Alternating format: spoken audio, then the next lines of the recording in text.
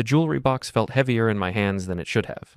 3 months of overtime at the construction site, skipping lunches, saving every dollar I could scrape together, all for this moment, all for her smile.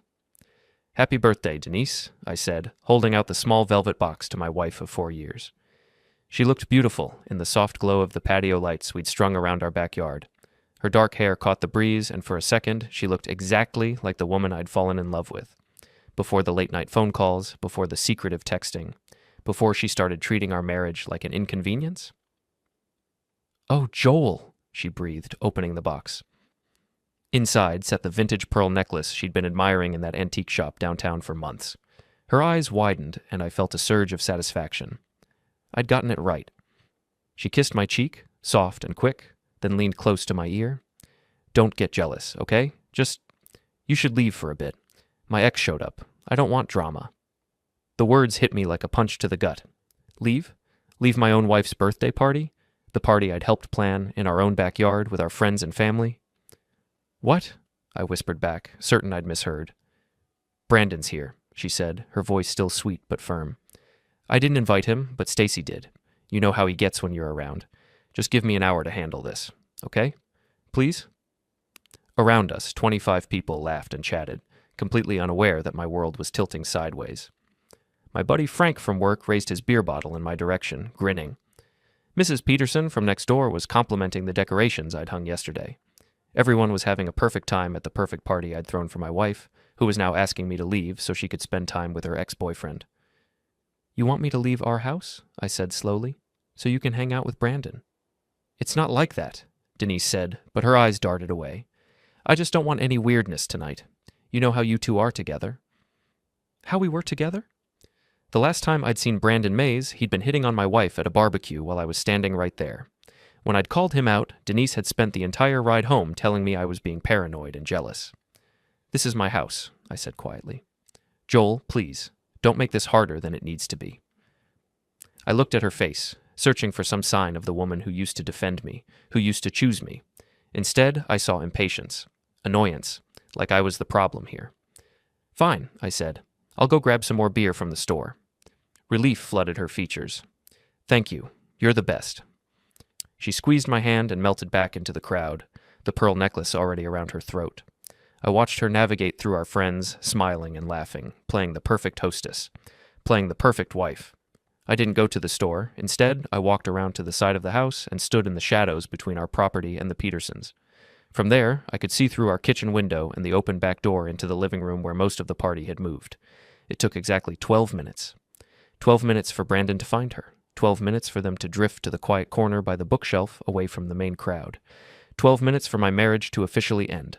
I watched my wife laugh into Brandon's chest, her hand resting on his arm like it belonged there.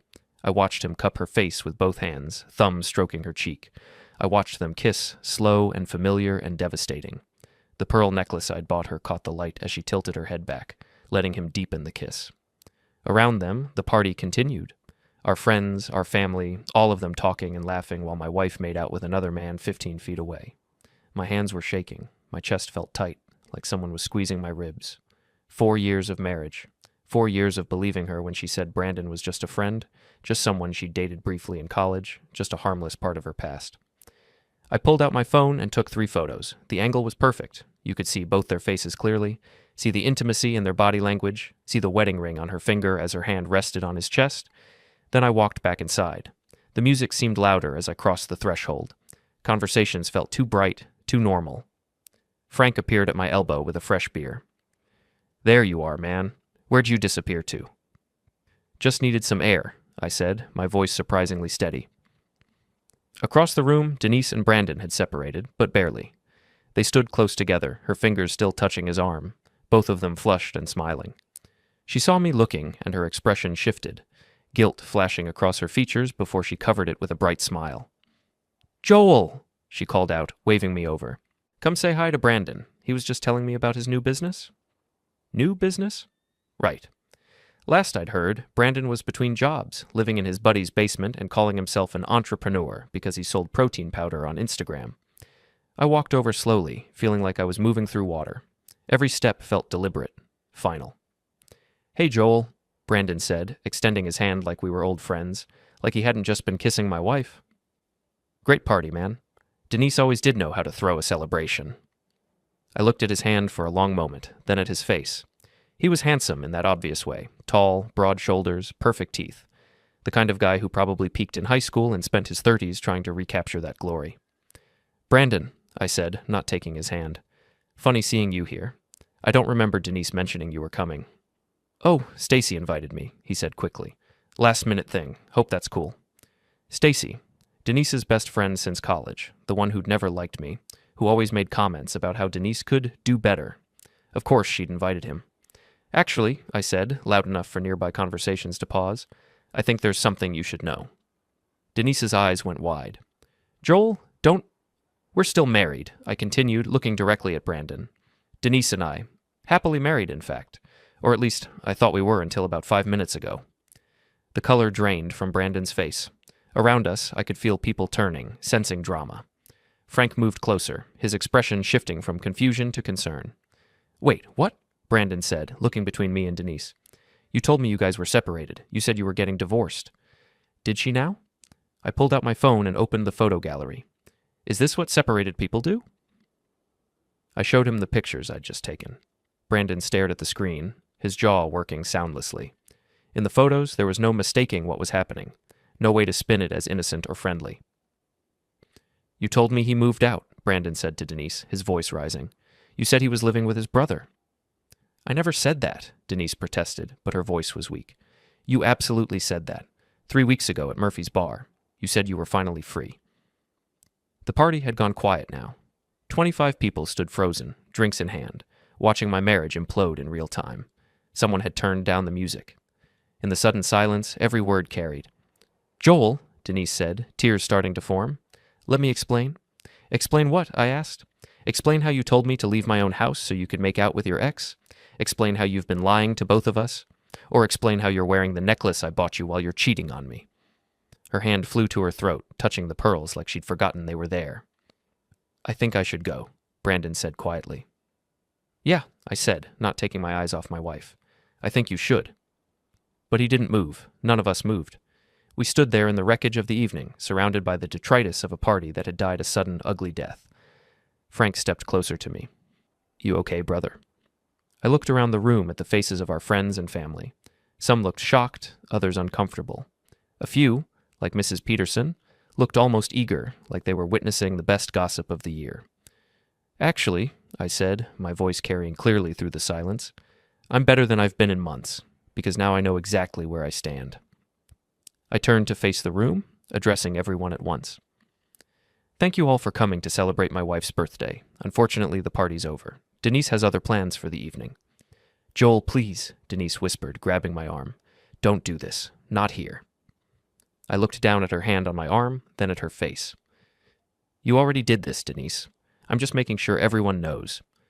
I gently removed her hand and walked toward the back door. "Frank, you mind helping me clean up later? I've got some calls to make." "Of course, man. Whatever you need." I paused at the threshold and looked back one more time. Denise stood frozen in the center of the room, tears streaming down her face, the pearl necklace glinting at her throat. Brandon had backed toward the front door, clearly desperate to escape. Our friends and family stood scattered around them like witnesses to a car accident. "Oh, and Denise?" I called out. "Keep the necklace. Consider it a going-away present." Then I walked outside into the cool night air and started planning the rest of my life. 3 days later, I was living in my workshop. Not literally. I still slept in the house, still showered, and ate meals there. But emotionally, spiritually, I'd moved into the converted garage behind our property where I kept my tools and worked on side projects. It was the only space that felt entirely mine anymore. Denise had tried to talk to me exactly once since the party. She'd cornered me in the kitchen the morning after, still in her bathrobe, eyes red from crying. "Joel, we need to discuss what happened." "No," I'd said, not looking up from my coffee. "We don't." "You humiliated me in front of everyone we know." That had made me laugh, a sound with no humor in it. "I humiliated you? Denise, I found you making out with another man at your own birthday party. A party I threw for you, wearing a gift I bought you. If you're humiliated, you did that to yourself." "It's not what you think. It's exactly what I think, and apparently it's exactly what Brandon thought too, since you told him we were separated." She'd gone quiet then, which told me everything I needed to know. No denial, no explanation that made sense. Just silence. "I'm filing for divorce," I'd said quietly. "You can stay in the house until we figure out the details, but we're done talking about this." Now, sitting in my workshop with a beer and my laptop, I was researching divorce lawyers and trying to figure out how to untangle 4 years of shared everything. Bank accounts, credit cards, the house, the cars. We'd built a life together, and now I had to dismantle it piece by piece. My phone buzzed. Text message from Frank. "How you holding up?" "Been better," I typed back. "Been worse too." "Want company? I've got beer and Chinese food." 20 minutes later, Frank was sitting on my workbench, passing me containers of lo mein and asking the questions I'd been avoiding. "So what's the plan?" he said around a mouthful of orange chicken. "Divorce. Split everything 50-50. Move on with my life." "That's not a plan. That's a grocery list. What are you actually going to do?" I set down my chopsticks and looked at him. Frank had been my friend since high school, had been the best man at my wedding, had watched me fall in love with Denise and build a life with her. If anyone deserved the truth, it was him. "I'm going to make sure she doesn't get to rewrite history," I said. "She's already started telling people it was a misunderstanding, that Brandon kissed her and she pushed him away. Stacy's been spreading that version around town." "But you have the photos." "I have the photos, and I'm going to make sure the right people see them." Frank was quiet for a moment, studying my face. "You sure about this? Once you go down that road, there's no coming back." "She made that choice for me when she asked me to leave my own house so she could cheat on me." "Fair enough." He cracked open another beer. "What do you need?" That was Frank. No judgment, no lectures about taking the high road, just practical support. "Information," I said. "I need to know how long this has been going on, who else knows, what she's been telling people, and I need to know what she's planning." "I can help with that. My cousin Lisa works at the bank downtown, same one where Denise has her personal account, and my girlfriend knows Stacy from yoga class." "I'm not asking you to do anything illegal." "Of course not, but information has a way of traveling, you know?" We spent the next hour planning what Frank generously called my fact-finding mission, and what I privately thought of as the beginning of my revenge. Because that's what this was, really. Not just a divorce, not just moving on. Denise had humiliated me publicly, had lied to me and to Brandon, had tried to have her cake and eat it too. Now she was going to learn that actions have consequences. My phone buzzed again. This time it was a number I didn't recognize. "Joel, this is Brandon. Brandon Mays. Can we talk?" I looked at Frank, who raised his eyebrows. I put the phone on speaker. "What do you want, Brandon?" "I want to apologize, man. I had no idea you two were still together. Denise told me you'd separated months ago, that you were just waiting for the paperwork to go through." "When did she tell you that?" "Back in March. We ran into each other at that coffee shop on Main Street, started talking. She seemed really sad, said the marriage had been over for a while, but you were both too stubborn to make it official." "March. 3 months ago. 3 months of her lying to both of us, playing us against each other." "How many times did you see her?" I asked. Brandon was quiet for a long moment. "Look, I don't want to make this worse for you." "It can't get worse. How many times?" "Maybe 10, 12. We'd meet for coffee or lunch. She said she needed a friend who understood what she was going through." "And the other night was the first time you kissed her?" "God, no. We'd been together a few times. I thought she was single, Joel. I swear to you I thought she was single." I closed my eyes. "A few times. Months of this. Not just one moment of weakness." "Where?" I asked. "What? Where did you sleep with my wife?" Frank made a cutting motion across his throat, telling me to stop, but I needed to know. I needed to understand the full scope of what she'd done. "My place," Brandon said quietly. "Always my place. She said it would be too weird at her house with all your stuff still there." My stuff? Like I was already a ghost in my own home. "Joel, I'm really sorry. If I'd known..." "You would have what? Not slept with her? Or just been more careful about it?" "I wouldn't have touched her. I'm not that guy." Maybe he wasn't. Maybe he was just another victim of Denise's lies. But I was too angry to care about his feelings right now. "Stay away from my wife," I said. "Stay away from my house. And if you see her again, you tell her that her husband knows everything now." I hung up and threw the phone onto my workbench. "Months," I said to Frank. "This has been going on for months. I'm sorry, brother." She looked me in the eye every day for months and lied to me, made me feel crazy for being suspicious, made me think I was being paranoid and jealous. "What are you going to do?" I stood up and walked to the window that looked out toward the house. The lights were on in the living room, and I could see Denise moving around inside. Probably on the phone with Stacy, probably planning her next move.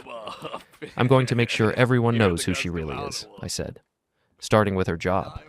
Frank looked confused. Her job? Denise works in HR at Morrison Industries. Big company, lots of policies about employee conduct and moral character. They take that stuff seriously. You're going to get her fired? I'm going to let her get herself fired. All I'm going to do is make sure the right information reaches the right people. I turned back to Frank, and he must have seen something in my expression that worried him. Joel, think about this. You go nuclear on her. There's no walking it back. You sure you want to burn everything down? I thought about the last 4 years. The way she used to laugh at my jokes, curl up next to me on the couch during movies, defend me to her friends when they made snide comments about my blue-collar job. I thought about the woman I'd fallen in love with, the one who'd promised to love and honor me for better or worse. Then I thought about her asking me to leave my own house so she could cheat on me with a clear conscience. She already burned it down, I said. I'm just making sure everyone can see the flames. The next morning, I called in sick to work and drove to Morrison Industries. I didn't have a plan exactly, just a vague idea about corporate policies and moral turpitude clauses.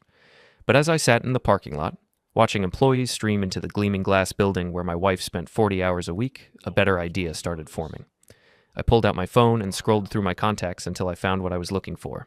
Dave Morrison Jr., the owner's son and current VP of operations. We'd met at a company barbecue 2 years ago, and he'd seemed like a decent guy. More importantly, he'd seemed like the kind of guy who took his company's reputation seriously. Dave, this is Joel Carter, Denise's husband. We met at the company picnic a while back. Joel, good to hear from you. How's everything? Actually, that's why I'm calling. I need to speak with you about something sensitive, something that affects the company. There was a pause. What kind of something? The kind that's better discussed in person. Are you free for coffee this morning? An hour later, I was sitting across from Dave Morrison Jr. in a quiet corner booth at Stella's Diner, watching his face change as I laid out the situation. I want to be clear, I said, sliding the printed photos across the table. I'm not asking you to fire my wife. I'm just making sure you have all the information you need to make informed decisions about your employees. Dave studied the photos, his expression growing more troubled with each one. These were taken at a private party? At my house? At her birthday party? A party I threw for her? And this man, he's not employed by Morrison Industries? No, he's unemployed, actually. Lives off his ex-girlfriend and whatever he can make selling supplements online. Dave set the photos down and rubbed his temples. Joel, I appreciate you bringing this to my attention, but I'm not sure what you expect me to do with it. What Denise does in her personal life? Is her business? Absolutely, unless it reflects on the company's values or creates a hostile work environment. I leaned forward. Dave, your company has a strict policy about employee conduct, right? About maintaining the integrity and reputation of Morrison Industries? Yes, but... And Denise is in HR. She's the one who enforces those policies, who makes decisions about other people's employment based on their character and judgment. I could see him starting to understand where I was going with this. She's been lying to her husband for months, I continued, conducting an affair while representing herself as separated to her lover and happily married to her colleagues. She's been using company time to coordinate meetings with this man. I have phone records showing calls and texts during work hours. And she's been violating her own department's policies about honesty and integrity. Dave was quiet for a long moment, staring at the photos. What exactly are you asking me to do? I'm asking you to investigate whether your HR manager has been conducting herself in a manner consistent with the values Morrison Industries expects from its employees, particularly those in positions of trust and authority. This feels like revenge, Joel. It is revenge, but it's also the truth. And if the truth is damaging to her, that's her fault, not mine. Dave gathered up the photos and slid them back to me. I'll look into it, but I want you to know, if this turns out to be some kind of vendetta, then you'll have learned something important about my character too, and you can make decisions accordingly. I left the diner feeling lighter than I had in days. Not happy, exactly, but purposeful. For months, I'd been reacting to Denise's lies and manipulation, always one step behind, always trying to catch up to reality. Now I was taking action. My phone rang as I was driving home. Frank. How'd it go with the corporate thing? Good. What did you find out? Lisa says Denise has been moving money, small amounts but regular. transferring from the joint account to her personal savings, started about 6 weeks ago.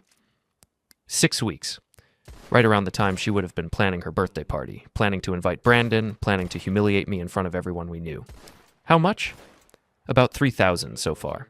Nothing that would trigger automatic alerts, but enough to build up a nest egg. She's planning to leave. Looks like it. There's more. My girlfriend talked to Stacy at yoga yesterday. Apparently Denise has been telling people you've been emotionally abusive, that she's been afraid to leave because you've threatened her. I had to pull over. The anger that hit me was so sudden and intense I couldn't see straight. Threatened her? I've never even raised my voice to her. I know that, man. Anyone who knows you knows that, but she's building a narrative. What kind of narrative? The kind where she's the victim and you're the controlling husband who drove her into another man's arms. The kind where her cheating was really just her trying to escape an abusive situation. I sat in my truck on the side of the road, gripping the steering wheel and trying to process this new level of betrayal. It wasn't enough for her to cheat on me, to lie to me, to humiliate me. Now she was going to destroy my reputation too, paint me as an abuser to justify her actions. Frank, I need you to do something for me. Name it. I need you to start recording conversations. Anytime someone brings up me or Denise, anytime someone repeats her version of events, I need documentation. You thinking lawsuit? I'm thinking survival. If she's going to try to destroy me, I need to be able to defend myself. Consider it done. What else? I thought about Brandon's phone call, about the months of lies, about the money she'd been hiding and the stories she'd been spreading. I need to know where she's been meeting him. I need dates, times, places, and I need to know who else knows about this. Joel, you sure you want to go down this road? This is starting to feel like... Like what? Like you're planning something big. He was right. I was planning something big. Because Denise had made one crucial mistake in her campaign to destroy me. She'd underestimated how smart I was, how determined I could be, and how many friends I had who'd be willing to help me fight back. She wants to play games, I said. Let's play games. 2 weeks later, I had everything I needed. Frank's network of informants had been more effective than I'd hoped. His cousin Lisa had provided a detailed record of Denise's financial activities. His girlfriend had documented every lie Stacy spread at yoga class. His buddy who worked at the phone company had given me records showing the frequency and timing of calls between Denise and Brandon. But the real breakthrough came from an unexpected source. Mrs. Peterson, my elderly neighbor who'd apparently been watching my house with the dedication of a Cold War spy. Joel, dear, she'd said, cornering me while I was checking my mailbox. Oiki Manam, I hope you don't mind, but I've been keeping track of that man who's been visiting your wife. She handed me a small notebook filled with dates, times, and license plate numbers. 3 months of documentation, recorded with the precision of a court stenographer. I knew something wasn't right, she said, patting my arm. A woman doesn't entertain male visitors when her husband's at work unless she's up to no good. According to Mrs. Peterson's records, Brandon had been to my house 17 times while I was at work, always between 10 a.m. and 2 p.m., always staying for 2 to 3 hours. The most recent visit had been yesterday. Yesterday, while I'd been installing kitchen cabinets across town, my wife had been sleeping with her ex-boyfriend in our bed. I'd reached my breaking point. That evening, I waited until Denise got home from work, then asked her to sit down at the kitchen table. We need to talk, I said. She looked nervous, which told me she knew this conversation was coming. Okay. I spread Mrs. Peterson's notebook across the table, along with printouts of the phone records and bank statements. Her face went white as she recognized what she was looking at. 17 times, I said quietly. He's been to our house 17 times in the last 3 months, always when I'm at work, always for hours at a time. Joel, I can explain. You've transferred $3,000 from our joint account to your personal savings. Money I earned, money from our shared life, money you've been hiding from me. You've been telling people I'm abusive, that I've threatened you, that I've been controlling and manipulative. Her mouth opened and closed soundlessly. And yesterday, while I was working a 12-hour shift to pay for this house, you brought Brandon here and slept with him in our bed. How do you? She stopped herself, but it was too late. How do I know? Because I'm not stupid, Denise. Because I have eyes and ears and friends who care about me. Because you've been lying so much you can't keep your story straight anymore. I leaned back in my chair and studied her face. She looked smaller somehow, deflated. Here's what's going to happen, I said. You're going to pack a bag and you're going to leave. Tonight.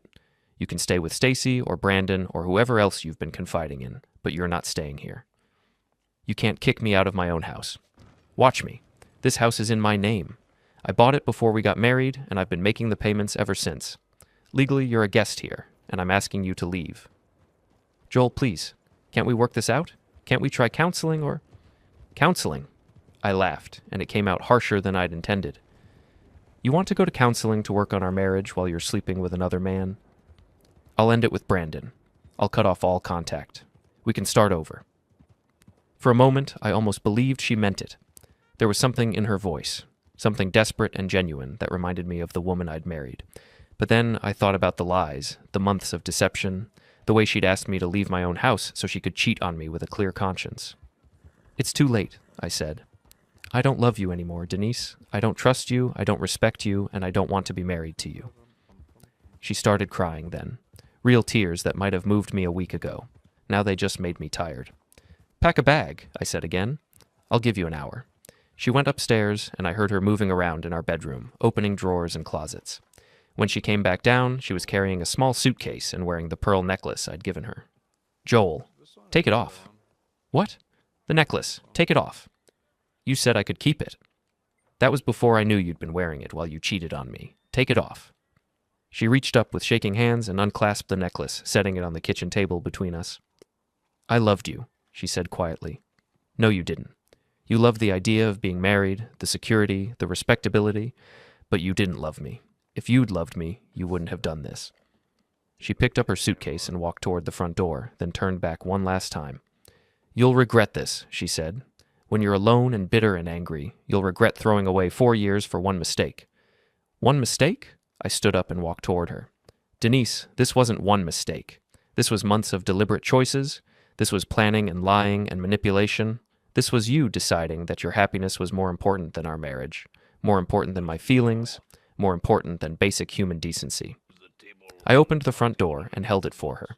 The only thing I regret, I said, is not seeing who you really were sooner. She walked out into the night, and I closed the door behind her.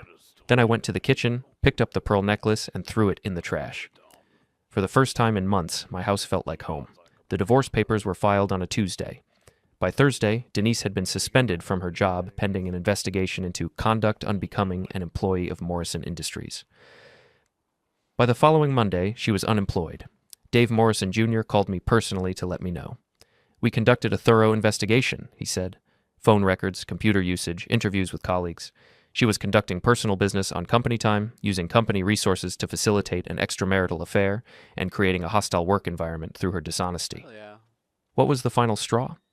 She lied to our investigator, claimed she'd never used company phones or computers for personal calls or emails. We showed her the evidence, and she doubled down on the lie. At that point, we had no choice. I felt a surge of satisfaction that surprised me with its intensity, not just because she'd been fired, but because she'd been fired for the same character flaws that had destroyed our marriage: dishonesty, selfishness, and an inability to take responsibility for her actions. Dave, I want you to know I appreciate how thoroughly you handled this. Joel, can I ask you something? Are you okay?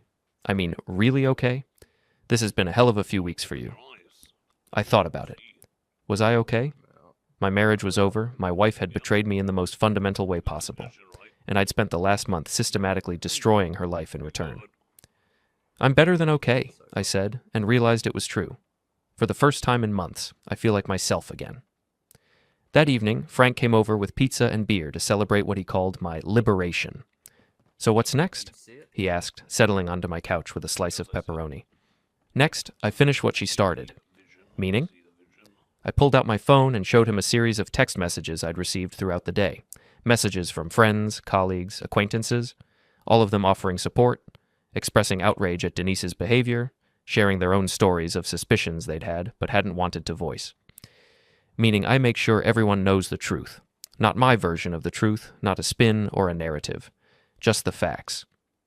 You're going to go public? I'm going to stop hiding. She's been controlling the narrative for weeks, painting herself as the victim and me as the villain. Time to set the record straight. I'd already started. Earlier that day, I'd posted a simple status update on social media. For those asking about my marriage, Denise and I are divorcing. She's been having an affair for months. I have documentation. I'm doing fine. Within hours, I'd received dozens of comments and private messages. Some offered sympathy, others shared their own experiences with infidelity, and a few provided information I hadn't known about Denise's behavior over the past few months. Apparently, I hadn't been the only one she'd been lying to. "Joel," Frank said carefully, "you sure you want to do this? Once you put it all out there, you can't take it back. She made that choice for me when she decided to cheat. I'm just making sure the consequences land where they belong." My phone buzzed. Text message from an unknown number. "This is Stacy. We need to talk." I showed the message to Frank, who raised his eyebrows. "You going to respond?" "Oh, absolutely." I typed back, "Talk about what?"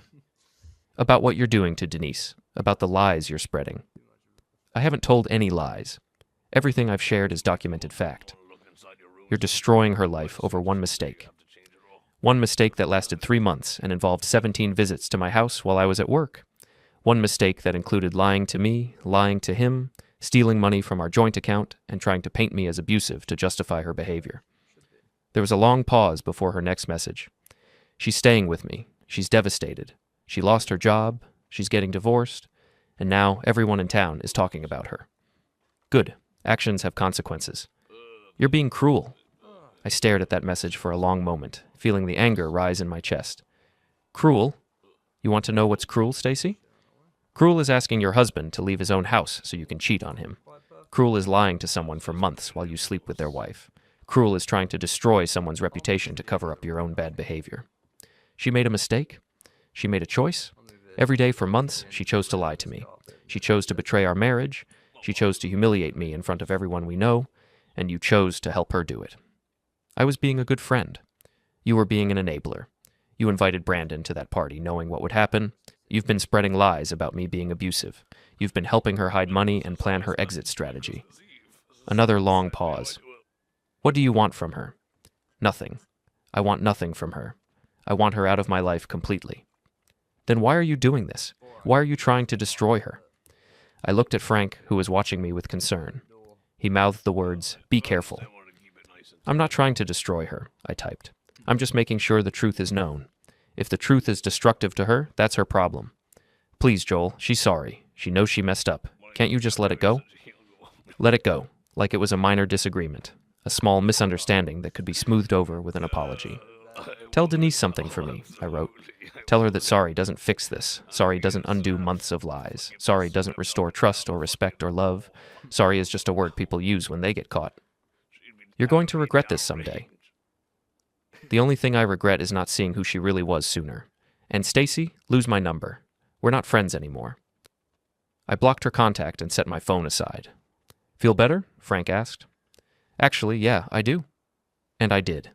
For months, I'd been the victim in this story, the one being lied to and manipulated and betrayed. Now I was taking control, fighting back, making sure that the person who'd caused all this damage was the one who paid the price for it.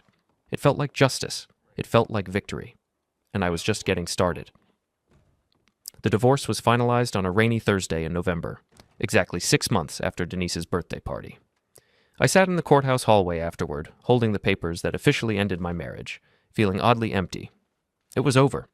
4 years of marriage, 8 months of lies, and 2 months of warfare, all reduced to a legal document that divided our assets and declared us strangers again. Denise had tried one last manipulation at the final hearing. She'd shown up with a lawyer and a story about emotional abuse, about being driven into another man's arms by my controlling behavior. She'd even brought Stacy as a character witness. It hadn't worked. The evidence was too overwhelming, too well documented. Phone records, bank statements, witness testimony, photographs. Everything painted a clear picture of a woman who'd planned and executed a months-long affair while systematically lying to everyone involved. The judge had been particularly unimpressed with her claim that transferring money to a secret account was financial planning rather than preparation for abandoning the marriage.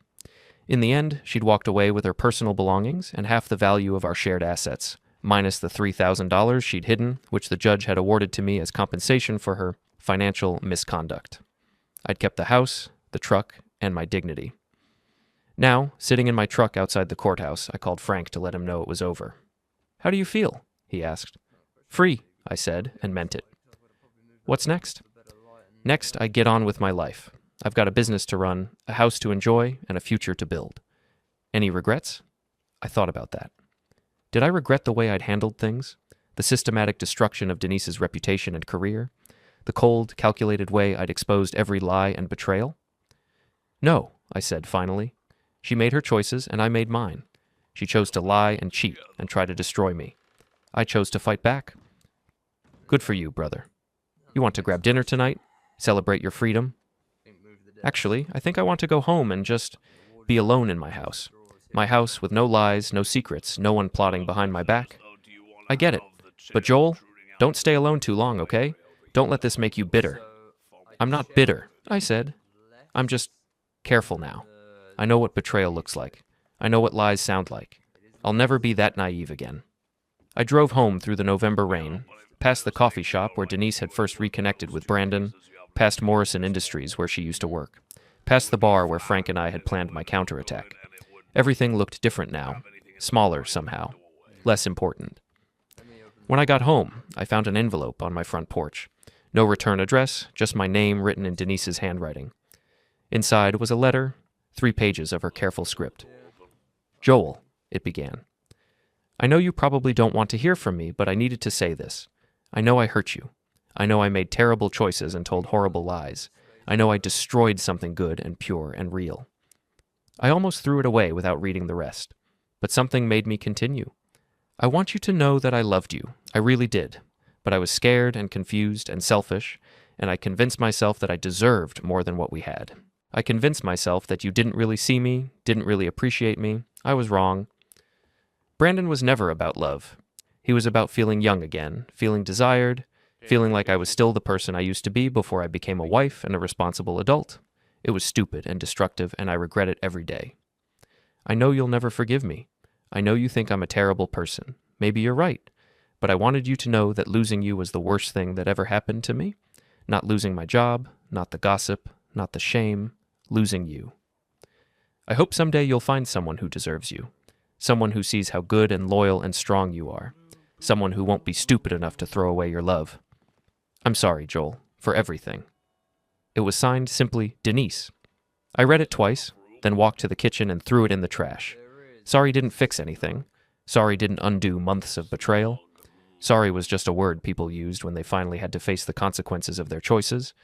But as I stood in my kitchen, in my house, in my life that was finally completely my own again, I realized something surprising. I wasn't angry anymore. The rage that had sustained me through months of planning and fighting and revenge had burned itself out, leaving behind something cleaner and calmer. I was done with Denise. Done with the lies, the betrayal, the drama, done with letting her choices define my life. I pulled out my phone and deleted her contact information, blocked her on social media, erased the last digital traces of our relationship. Then I opened a beer, sat on my couch, and started planning the rest of my life. A life without lies, without betrayal, without someone who could look me in the eye and promise to love me while planning to destroy me. A life that was entirely, completely, finally my own. 6 months later, I ran into Brandon at the hardware store. He looked older, tired, like someone who'd learned hard lessons about the difference between fantasy and reality. Joel, he said quietly, how are you doing? Good, I said, and meant it. Really good. I heard about the divorce. I'm sorry it worked out that way. I'm not. He nodded, understanding. For what it's worth, I'm sorry about my part in all of it. I really didn't know you were still together. I know. She lied to both of us. Yeah, she did. He was quiet for a moment. You know she moved away, right? Left town about a month ago. I hadn't known, but I wasn't surprised. There wasn't much left for her here. Good for her, I said. I hope she finds whatever she's looking for. And I meant that too. Not because I'd forgiven her, but because her happiness or unhappiness was no longer my concern. She was just someone I used to know, someone who'd taught me important lessons about trust and betrayal and the price of naivety. Someone who'd made me stronger by breaking me down. Brandon nodded and walked away, and I finished my shopping and went home to my house, my life, my future that belonged entirely to me. That evening, I got a text from a woman named Sarah who worked at the bank downtown. Frank had introduced us a few weeks earlier, and we'd been talking, getting to know each other. Dinner tomorrow, she wrote. I promise to pay for my own meal and not ask you to leave so I can meet my ex. I laughed out loud. Sarah knew my story. Everyone in town knew my story by now. And she had a way of making light of it without diminishing it. It's a date, I wrote back, and for the first time in over a year, I meant that in the best possible way. The doorbell rang, interrupting my thoughts. I opened it to find Mrs. Peterson holding a casserole dish. I made too much lasagna, she said, which we both knew was a lie. Thought you might like some. Thank you, Mrs. Peterson. That's very kind. You're looking well, Joel. Happy. I am happy. Good. You deserve it, she patted my arm. That woman never deserved you anyway. Too selfish, too entitled. I could see it from the beginning. Why didn't you say anything? Would you have listened? She was right. I wouldn't have. I'd been too in love, too committed to the idea of our marriage to see the warning signs that had been there all along. Well, I said, I'm listening now. Good boy. Trust your instincts. They're better than you think. She walked back to her house, and I closed the door, holding her lasagna and thinking about instincts, about trust, about the difference between love and obsession. I'd learned a lot in the past year, about myself, about relationships, about the importance of self-respect and boundaries. Hard lessons, expensive lessons, but valuable ones. And now, finally, I was ready to use what I'd learned to build something better, something real, something that would last.